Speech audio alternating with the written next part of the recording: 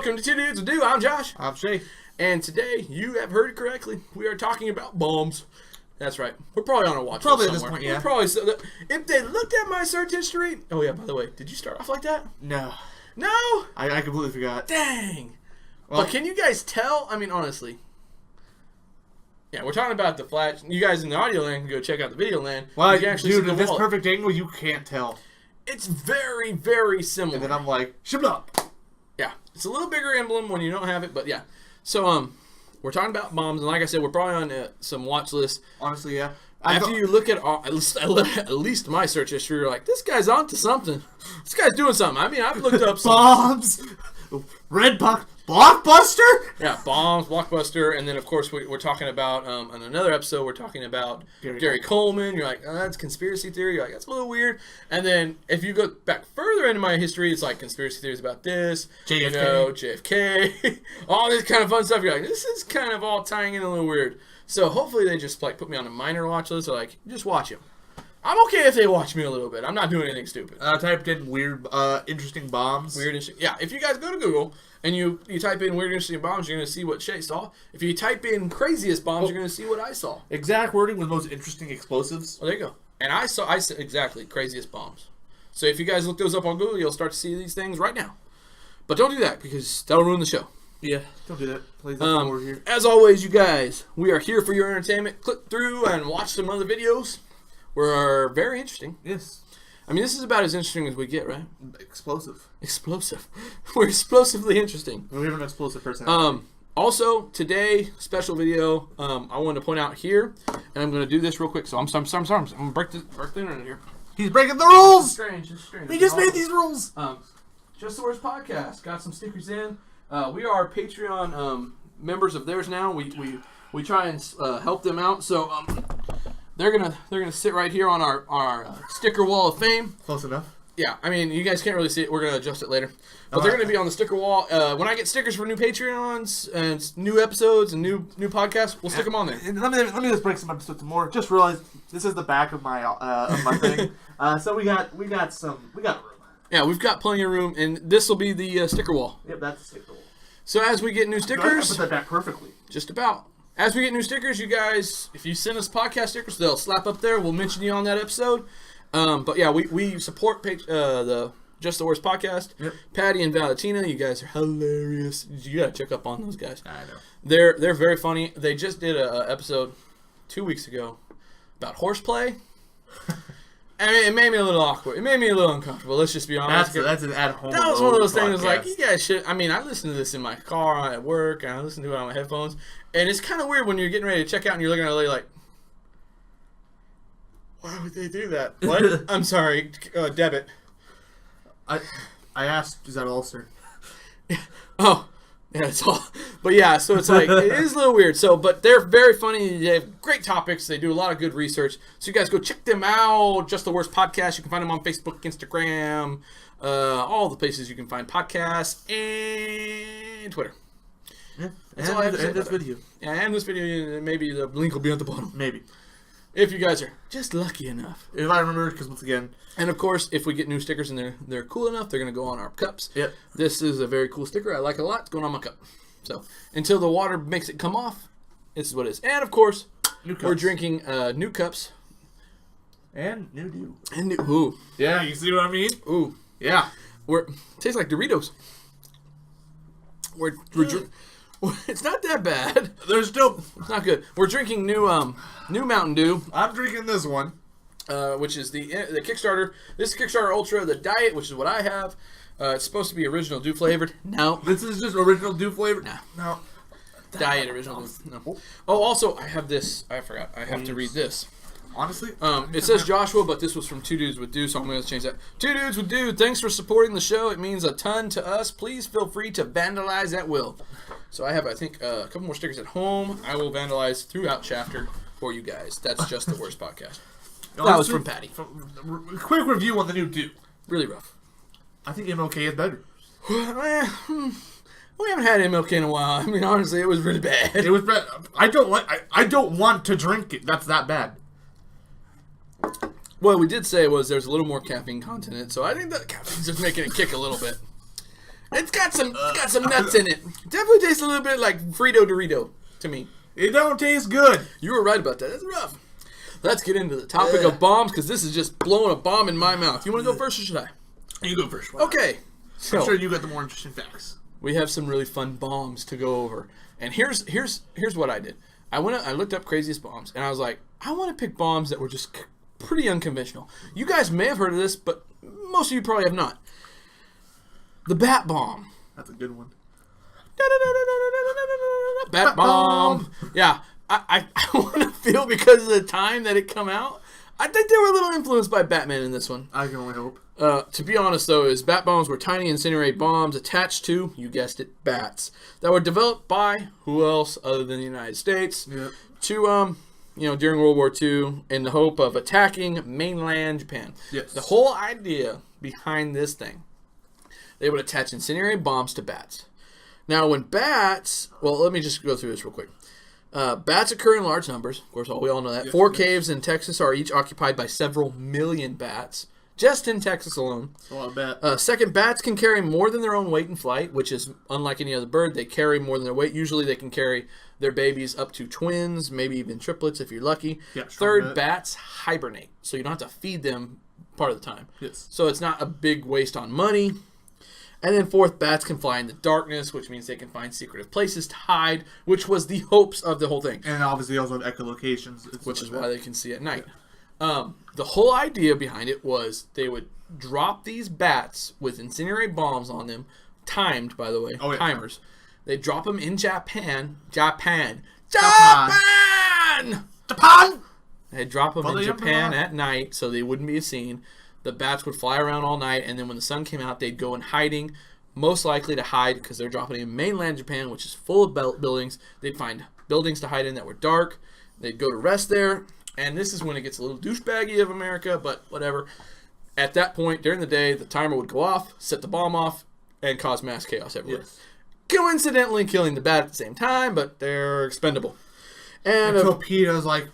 You messed with the wrong guy. So it was like, we drop bats in, they go and find places to hide in all of their warehouses and things of that nature. Boom, burn down the warehouses. They have no economy. Honest, very effective. It would have been very effective. We never did it. Now, what kind of person came up with this, do you think? Probably some scientist that's very smart. Nope, not a scientist. Dental surgeon. Little S. Adams, Lytle S. Lytle S. Adams, I think that's Lytle Adams, who submitted it to the White House in January of '42, where it was subsequently approved by President Roosevelt. Adams was then recruited to research and obtain a suitable supply of bats. Never happened, but it was approved by the president. Was like, dude, let's do it. And the research was begun. Obviously, the war ended very quickly for us. So we had a slightly better alternative than bat-based weaponry. Plus, then there was this other scientist who's like, well, why are we going to just do that with bats when we can just, like, melt everybody's face off? Yeah. And possibly implode the universe. Talking about nuclear devices, though, I have a quite interesting fact here. Not really based around bombs and weird bombs. Watch out now. But this is actually quite interesting. This is a bomb. It is related to bombs. So, a reliable way to detect art forgeries is to test for cesium-137 and strontium-90, as these isotopes did not exist in nature prior to the first use of nuclear weapons. I didn't know that. I thought that'd be kind of interesting. You know, it's a sort of... I could not really find much, but it's bad, right? I'm trying, though. I'm trying. Whew. I got some ice down here. I'm going to guzzle this stuff and start drinking some ice. Yeah. But yeah, so that was interesting. I didn't know about that. Yeah, so your bomb. I didn't get many good bombs. It's all right.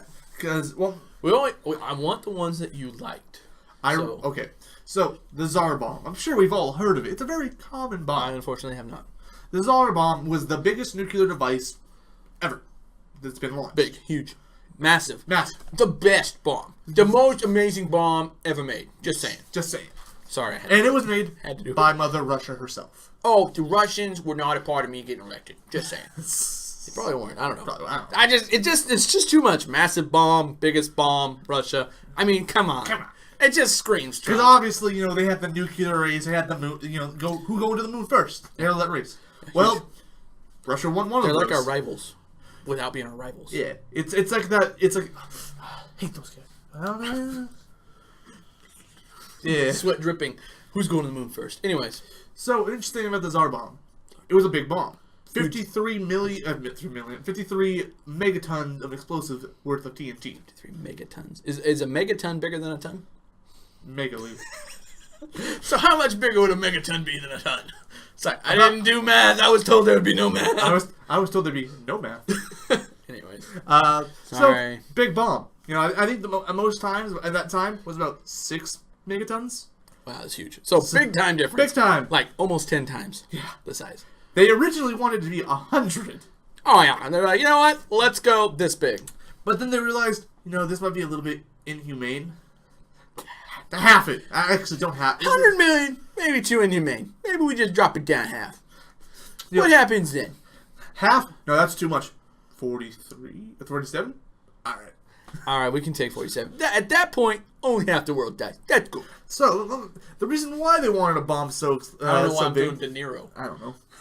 The reason why they wanted a bomb so big was back in the day, their targeting systems weren't very good.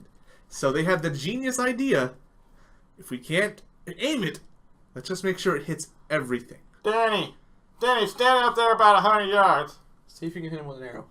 Good. Don't just stand there. Don't look at us. Hit the targeting system. We're off by about 50 yards. Danny, come closer. Was that an arrow? That's the kind of thing we were dealing with. Yeah. At this time, obviously, our technology wasn't very good. We don't know what to do to aim it, but we know how to kill things. Yes. We can make bombs, but we don't know how to shoot them.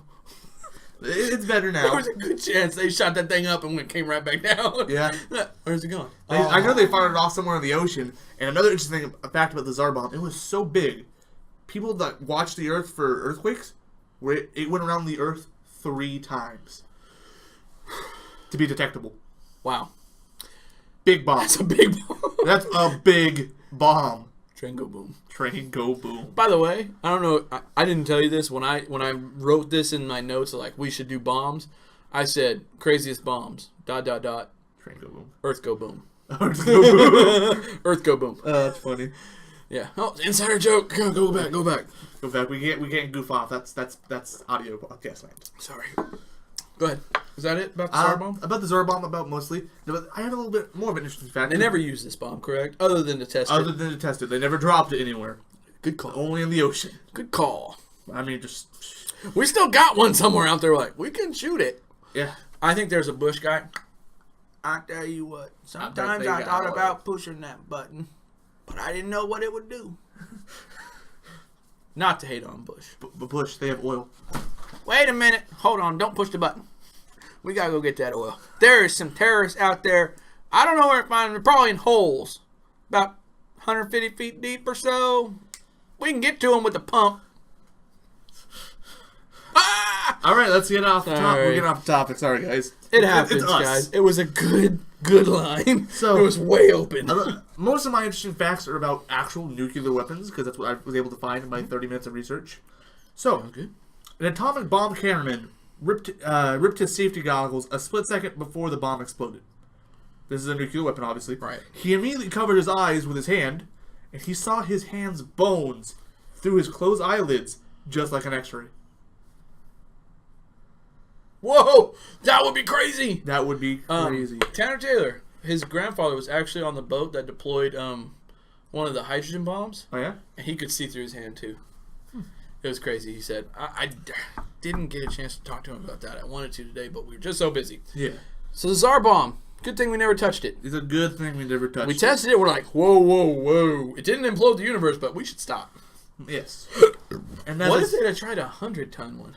Oh, it would have We would have went around the thing 6 times. It would have been bad. We would have had a tsunami somewhere. Oh, yeah, it would... Why do I sound like a hick when I say things like that? I don't know. My wife was just pointing out to me. She goes, when you had your long hair in the back and you talk, sometimes you sound like an idiot. I'm like, wait a minute, what did you say? She's like, I meant like a retard. Are you talking about this long hair? She was like, I meant like a stupid person. I was like, what are you trying to say right now? A redneck. Oh. That's much better than the other alternative you could have said. Yes. Yeah. So, wow. Another cool little fact here.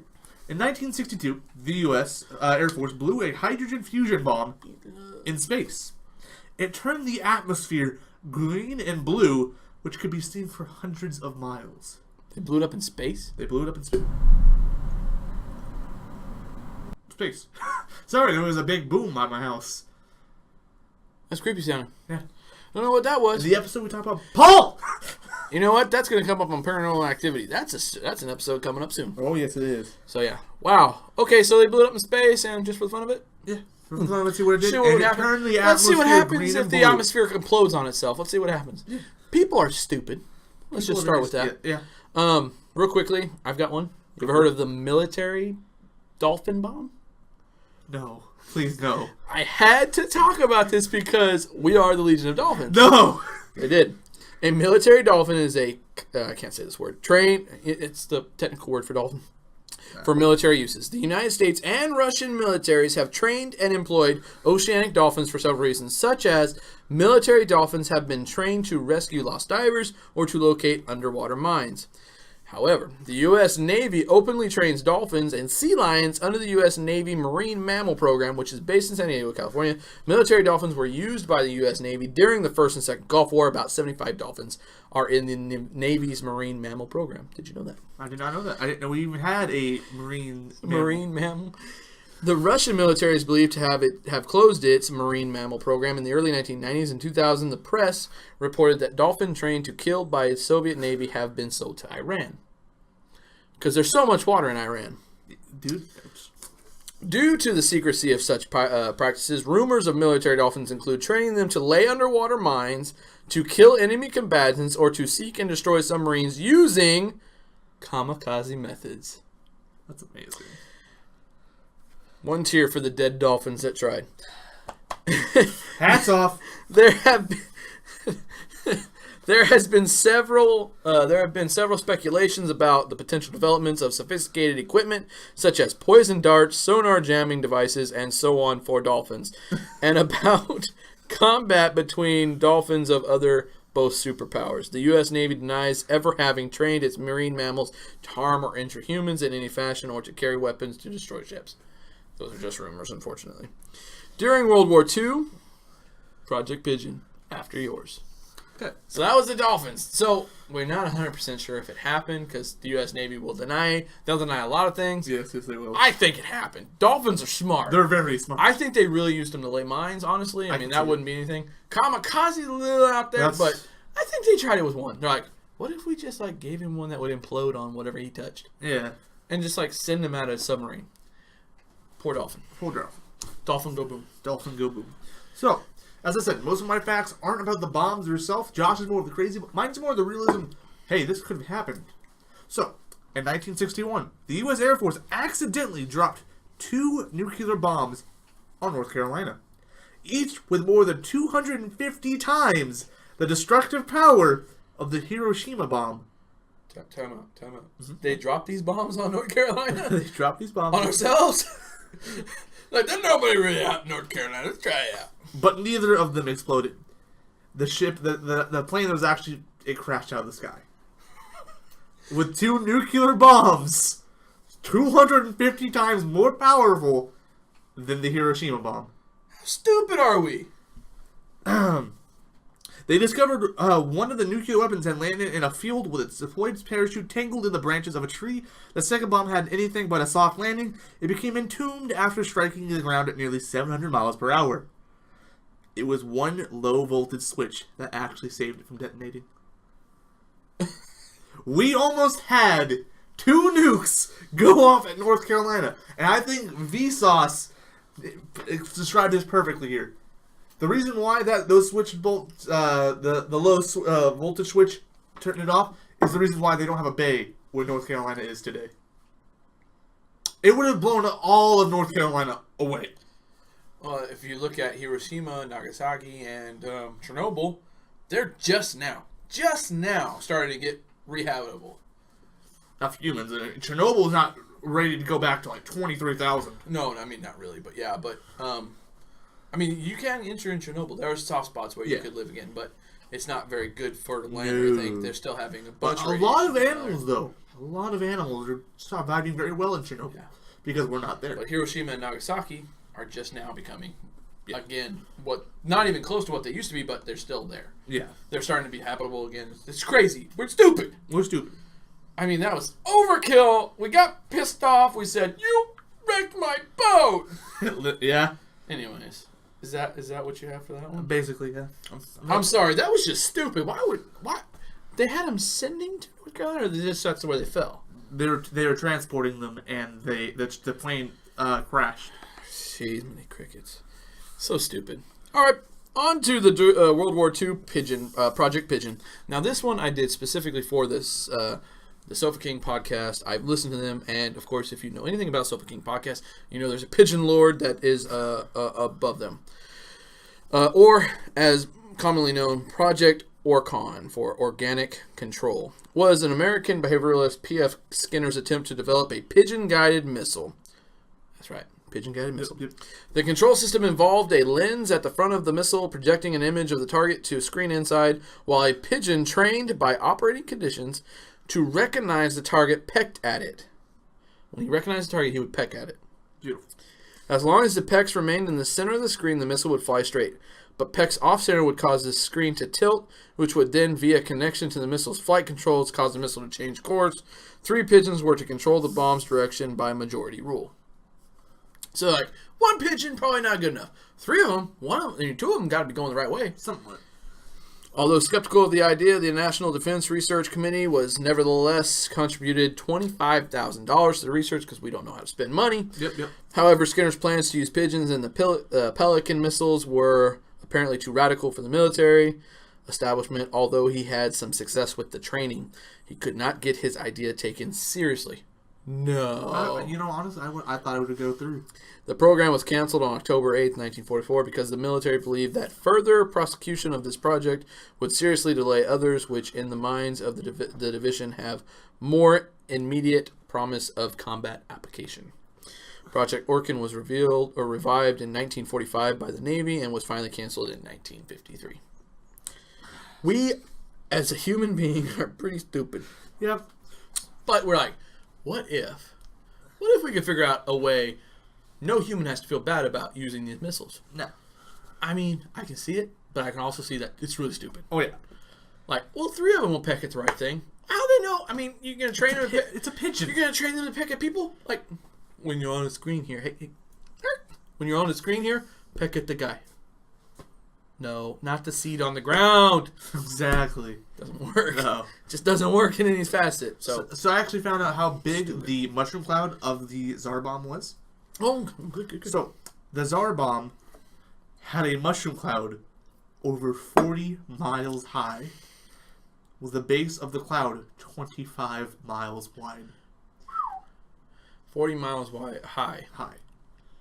So, to put that in terms of here, basically, from Delano to Bakersfield.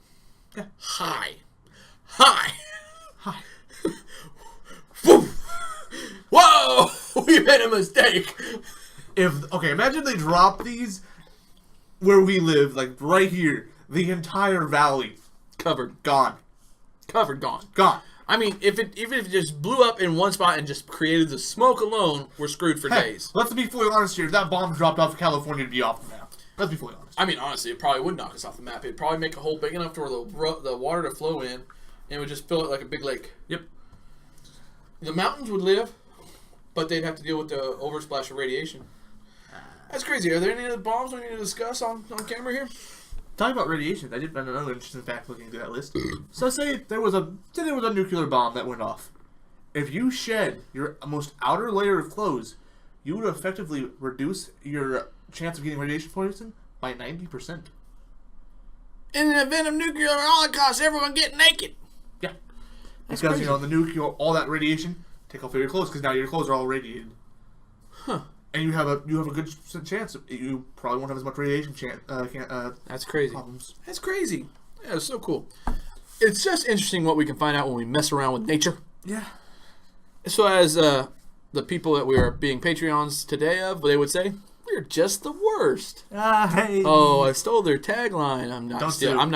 I'm not stealing your tagline. Don't sue. I'm just saying you guys have a great catchy line. I really like just the worst. So for this episode of Two Dudes Would Do on the YouTube, I'm Josh. I'm Shae. This is horrible. Ugh. And for Two Dudes Would Do, And lightly food. how do you do?